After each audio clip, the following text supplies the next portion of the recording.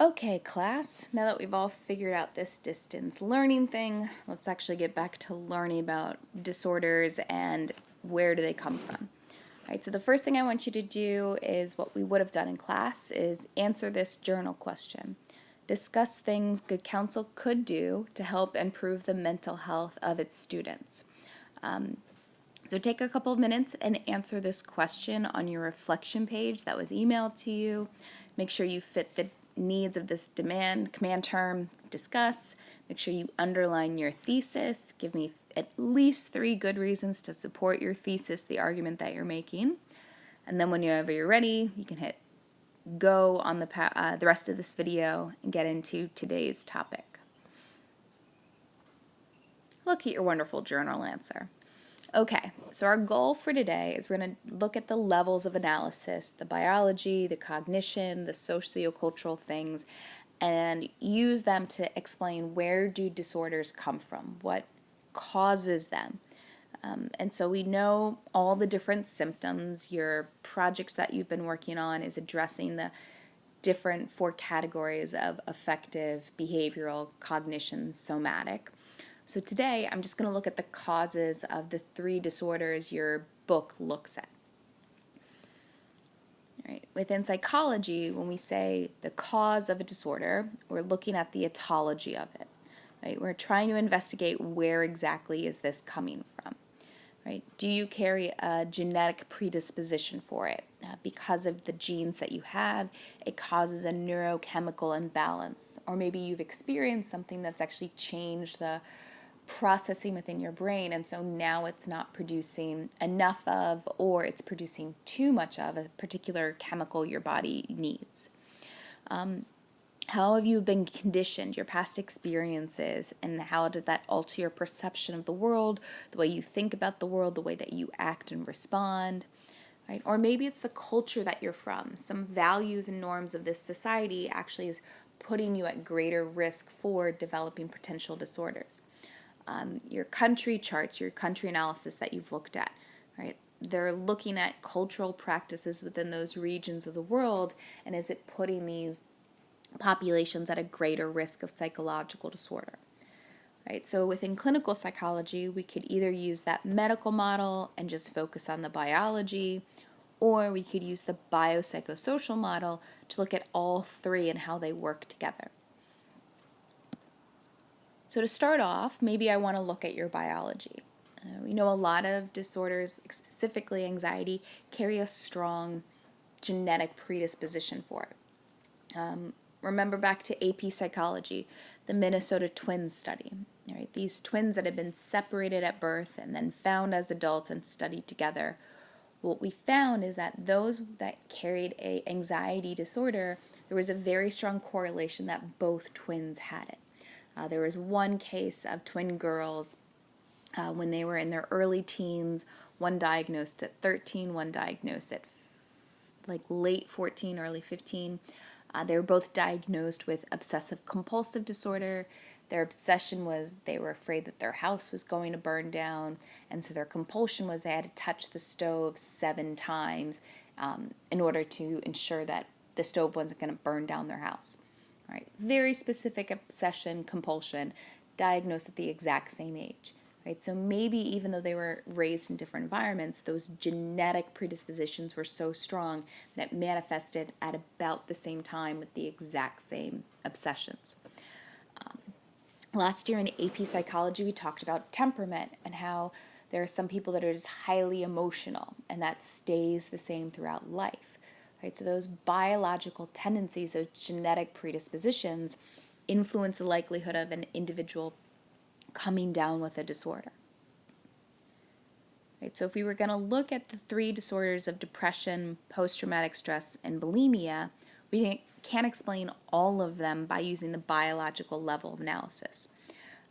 We just talked about the twin studies, and so Kendler has done a lot of studies with eating disorders and twins coming down with those. If a identical twin has bulimia, there's a very high rate of the other twin also being diagnosed with it. I think it's a 60% correlation. Versus if we're looking at fraternal twins, they're in the same environment, but they're not developing the same disorder. Between fraternal twins, I think it's a 7 or an 8% chance that the other will also be diagnosed with it. And so it's more of a biological study than a genetic predisposition than maybe an environmental influence. We know that there are family strains. Strober looked at bulimia within mothers and daughters. Women are much more likely to be diagnosed with eating disorders, so that's how that research group defined their population. And so what we find is if the mother had eating disorder or behaviors that were similar to eating disorders, the daughter was much more likely to be diagnosed with bulimia during her teenage ages. Right? So maybe the mother gave this predisposition to the daughter, and that's why she's more susceptible to it. If we're looking at post-traumatic stress disorder, we could explain that by having noradrenaline. You have this excitatory hormone within your system. And so adrenaline within your body causes your heart to beat a little bit faster, your muscles tense up, right? And then it produces the chemical agent of the neurotransmitter, the noradrenaline, that increases neural communication. Your brain synaptic tend to be very electric, and so messages are much more likely to be sent. Right? So maybe the reason why individuals have post-traumatic stress disorder is that their body actually is producing more noradrenaline. And so minor stimuli gets that instinctual fear response, that fight or flight response coming from them. Right? With depression, we talked about this a lot within AP psychology, that it tends to be linked with low levels of serotonin, right? But it can also be from low levels of norepinephrine. Right? So the catecholaminé hypothesis states that most cases of depression are linked to a lack of norepinephrine, a lack of serotonin. Right? This one is stating that it's either my body naturally produces less of it and therefore I'm more susceptible toward depression, or because I'm depressed, now I actually stop producing these elements. And so if we can find ways of boosting those neurotransmitters, serotonin, norepinephrine, well, then we find a boost within the mood. When we get to our therapy unit, if we're back in school, I'm going to show you some more modern evidence to say that this catecholaminé hypothesis might not be as accurate as we originally believed. There's a lot of cases saying that it's not really true and the data was flawed. But there is a lot of evidence showing that drugs that impact norepinephrine and serotonin do help alleviate depression. So we can't discount that it might play a role, just that it's probably not as large of a role as we once originally believed. Right? Cortisol tends to probably be a better explanation. Right? Cortisol is your body's main stress hormone. Remember from AP psychology, we looked at the GAS system, the general adaptation system for when we're undergoing stressful moments. First, there's the alarm stage, then the resistance stage, and then the exhaustion stage. Right? Well, we find that individuals that enter that exhaustion stage of GAS, they're highly susceptible to depression. That's how their body responds. Having too much cortisol within the system over time actually makes you more prone to depression. In our aggression unit that we just finished, looking at bullying rates, right? Children that are bullied, they have higher rates of cortisol within their system, and then they reach that exhaustion stage, so they can't manage it anymore. So maybe that's why so many bully victims also suffer from a lot of depressive episodes. So we could explain your disorders by just looking at your biological tendencies, whether it's your genetic predispositions or the neurotransmitters, the hormones that your body's producing or not producing. Right? Maybe we want to look at the reason why we have disorders is based off of your cognitive structure. Right? How we try to interpret our environment and understand it, that also plays a really big role in why we might suffer from different psychological disorders. Right? So for example, with depressed patients, they tend to have these three things in common. Right? They have a self-defeating bias, they have very negative self-assumptions, and they believe that these bad things are never ending. Right? So for a self-defeating bias, instead of thinking that I'm great and trying to explain why things go wrong by blaming other people, I consistently place the blame on myself. The reason why things aren't going well is because I didn't do well enough, or because I'm not smart enough, or I'm not good enough. And so there are a lot of other things that play a role in how successful people are. So for example, with school, all right, sometimes you don't have good teachers. Sometimes the study guides we provide aren't clear enough. Sometimes we just don't know how to explain things well enough to help students understand. Right? I'm not good at explaining math. I really let you guys down with those statistic elements and put a lot of pressure on you to do well with your IA there. Right? There's probably some other things that I'm not doing well enough, and so it might make it more difficult for you to achieve well within my class. That isn't necessarily your fault. But depressive patients are not likely to see those things, and they put a lot of pressure on themselves, and they suffer from these self-defeating biases. Right? They constantly assume the worst, these negative self-assumptions where I'll never be successful. If I try something different, it will lead to the same bad outcomes. And so they don't see any real hope for the future. They don't see things as maybe ending, right? So things that go well, they don't take ownership of that. The reason why you're actually doing better is because you tried a new study plan, or you got help and you removed yourself from a bad situation, right? Your actions aren't seen as being positive. You explain these positive things by luck, or somebody else changed things, or it's really this other person. So they have these negative self-assumptions where they don't see the good in themselves, right? And these bad things are never ending. So if it sounds like I'm making fun of you, I'm not. I just have a lot of students who've said this, right? The anxiety over that one test. Well, if I don't do well in this one test, then I'm going to fail the entire quarter. And if I fail this entire quarter, well, then I'm going to fail this entire year. And if I fail this entire year, well, that means I'm not going to get into college. And if I don't get into college, well, that means I'm not going to get a job, which means now I'm lonely and homeless on the street. Because of one little test? No. Right? But we have this tendency, and everyone does it. It's not abnormal, but it tends to be a lot more common within our depressed patients, where they see these things as never ending and a constant snowballing effect that's present. Right? So if we want to look at disorders, maybe I want to approach their interpretations, their cognitive processes. Right? Your memory can play a really big role. How memories are stored and what memories are stored, they might influence things. So for example, post-traumatic stress, one of the biggest symptoms is patients suffer from these flashback memories, these intrusive memories that are very vividly detailed. Right? If we can minimize these memories, then we actually minimize the response and the effect of experiencing those problems. Right? The chapter that you read within Disordered Mind, they looked at the influence of this drug that inhibited the emotional reactions to memories, actually lowered the symptoms and therefore the experiences of these flashback memories. Right? Help cure the disorder by minimizing the emotional connection with those memories. And so it really is the flashbacks that is a core cause, a core trigger behind these disorders.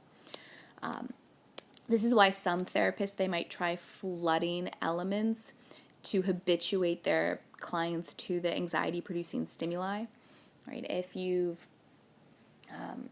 for example, suffer from post-traumatic stress because of a war experience, right? Well, loud noises might be triggering because it floods your body with all these memories of what it was like being in those combat situations, right? But if we can habituate your body to these loud noises, get you used to them, well, then you can feel a lot better. Right? With bulimia, our bulimic patients, they suffer from something known as body distortion. Right? Their memory of what their body looks like is altered. They see it as being a lot bigger than they actually are. And so they've had participants look at a whole range of stick figures. My AP class, you might remember me drawing on the board the little tiny stick figure, and then like the little body figure, and then an inflatable looking dude. Right? Miss Young's class, there were pictures of this in your AP psychology textbook, or you can Google Birch's study, and you can look at those body images there. What we found with our bulimic patients, if they were asked to circle the body size that they most closely matched, they almost always chose a body size that was 1 or 2 sizes bigger than what they really were. When they draw pictures of themselves, they tend to inflate the size of their hips or the size of their legs or their arms. Right? They remember their body as actually being bigger than what they were. And so the memory systems kind of influence why they might be more susceptible to purging food out of their system, is because they remember their bodies being so much bigger that they're afraid that these calories they just consumed and binged on will actually exacerbate the situation. Right? Or maybe it's more of our thinking and our problem solving skills. All right, our first slide looking at those 3 cognitive styles that are much more common with our depressed patients, where they have a negative self-assumptions, the self-defeating bias, the never-ending element of these bad tendencies. Right? We also know that our depressed patients are highly critical of themselves and they're highly pessimistic. They don't see positive things for their future. They don't take a lot of pleasure in life anymore, and they're highly critical of themselves. That self-defeating bias is heavily prevalent within them. Individuals that have post-traumatic stress, part of the reason why they might be more susceptible to this is they place a lot of responsibility and pressures on their shoulders. Right? When they attribute for why things went wrong, why things ended poorly, it's because they think it was their responsibility to fix it, and because they failed their regimen, their battalion that they were fighting with. If I had done something different, if I had made a different call within the moment, then this bad situation that I suffer from, that's my moment of trauma, never would have occurred. And so individuals with post-traumatic stress, part of their causes might be their attributional style and taking a lot of responsibility and putting a lot of self-ownership over it. So it's almost the opposite of a self-defeating bias. It's this a negative self-serving where they put all of it on their shoulders. And with bulimia, part of their interpretations of the environment is they have this cognitive disinhibition, right? And again, this is something that we all do. So for example, you are going to start doing your homework at 3:07, or 3 o'clock rather, and you want to start at 3 o'clock, but then you look at the clock and it's 3:07. Well, now I can't start working. I'm going to have to wait till 3:30. Or it's 3:07, so now I can't start now. I'm going to have to wait till 4 o'clock. Right? That tiny little mistake is now meaning that you're going to binge and give into a bigger delay in the work that you know you have to get done by 5. So what we find with our bulimics, that tend to be how they approach food. They give you a small taste of ice cream. Well, that small taste of ice cream means, well, now I need to eat all of the ice cream. And so Polivy and Herman did a study looking at consuming a milkshake and then giving access to all the ice cream within an ice cream parlor. And those that had cognitive disinhibition, styles that they tested beforehand, they also used a group of bulimics compared to a group of non-bulimics. All right, well, eating that one small glass of milkshake, having that small bit of fatty calories, led to a cognitive disinhibition where I've given up on my diet, so I might as well eat all of the bad things. And so our interpretations in the environment might play a role for why we have these. Right? And then obviously the last thing we have to look at is your social environment. Right? Eating disorders are heavily influenced by the media that we expose ourselves to. We've had this conversation in class before, especially with AP Psychology last year, a little bit this year when we looked at rates of anorexia or bulimia for those groups that presented on those disorders. But when your media starts presenting more and more images of thinness, more weight-conscious cultures, those individuals are far more susceptible to developing eating disorders later on. And so part of the reason why women tend to be more susceptible to eating disorders is a lot of the images, the magazine articles are geared towards women being at unachievable levels of thinness. We're finding more men being diagnosed with eating disorders because more and more there's magazine advertisements where we want men to achieve extreme levels of like muscle definition and things like that. And so our media and our social environment do play a big role in how susceptible we are to these different disorders. So if we were going to apply the sociocultural level of analysis to our different disorders, we could look at some social forces behind why people have them. For post-traumatic stress, we know that our body remembers things that's stored within our elements. Right? Cultures that put a bigger emphasis on those somatic symptoms, they're much more susceptible to environmental triggers that bring out the same action. Right? Fear is stored within your heart, and so anything that might get your heart racing, if I'm in a somatic culture where that's the main definition of feeling fear and anxiety, right, well, those cultures actually have higher rates of post-traumatic stress versus other ones where they put more of the emphasis on maybe the affective symptoms, the emotional side of things. Your social structure, position in society might make you more susceptible to post-traumatic stress.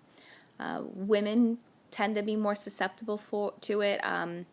We also have minorities that are much more likely to be susceptible to post-traumatic stress. All right, well, those two groups, they tend to be a little bit lower in the social structures of society. They have more pressures placed upon them. They are more targeted for discrimination, and so the stress levels tend to be a little bit higher. And so maybe it's their position with their social societies that actually is playing a role for why they are developing these anxiety, post-traumatic stress types of disorders. With depression, there's the vulnerability model. All right? If you're in a position of vulnerability, you're much more likely for developing depression. All right? So just like the women and the minority groups are more susceptible to post-traumatic stress, right, we find the same thing with depression. According to the vulnerability model, because you're in a vulnerable position within society, you're also much more likely to develop depression. Right? It extends a little bit more. It's not just minority groups, but maybe in a vulnerable position. People undergoing economic stress. Right? They could be high in the social structure, but because they might have experienced a layoff where even though they have savings, that stress over being vulnerable of not making ends meet or not living up to the expectations of what my family wants me to do, that makes you susceptible to depression. The diathesis stress model, it combines these vulnerability elements with your genetic predispositions. Right? If I already have a genetic predisposition for depression and now I find myself in a vulnerable state and a stressful state, well, those two factors combined might be why I develop depression there. All right, and bulimia, we just talked about this, stating that those that have a dissatisfaction within their body image, cultures that are highly body conscious. So, for example, like the Mediterranean is a very highly body conscious culture. The United States, we are a very body conscious culture. Brazil is a very body conscious culture. Well, what we find is in those different cultures, because body image is so important, there are higher rates of people being dissatisfied with how they look, thinking that they are maybe bigger, fatter than they actually are, they're weaker than their muscles actually show. Well, in those cultures, those individuals, because there's high emphasis on body image and there's more people that are dissatisfied with their body image, there's also higher rates of bulimia being diagnosed within those areas.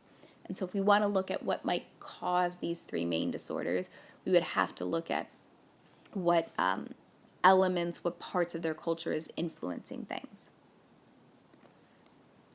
All right, so your closing reflection is I want you to go back and look at your original answer of things that you want good counsel to do. All right, knowing that there are elements that could cause a psychological disorder. Right? Think about what good counsel should do differently that might align with this theory saying that these elements make you more susceptible. Right? Pick two theories, one from two different levels of analysis, so maybe a bio and a cognitive, or a cognitive and sociocultural, Just don't pick two from the same level of analysis. Add that to your notes, and then we are done for the day.